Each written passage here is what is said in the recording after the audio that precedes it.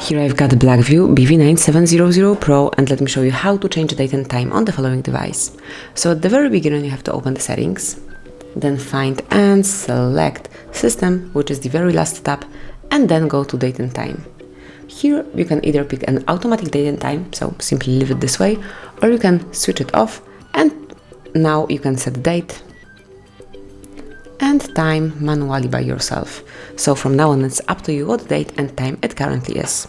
Then you can also switch off automatic time zone simply by tapping on this switcher, and then from the list of regions select the region, and then if available pick the time zone. So let me go back, and also you can choose the format of your clock, so you can either use 24-hour format clock or you can switch it off and have 12-hour format clock.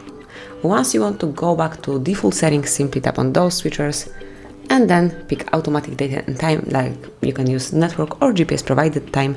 I will pick network provided time, and that would be all. This is how you can change the date and time in your device.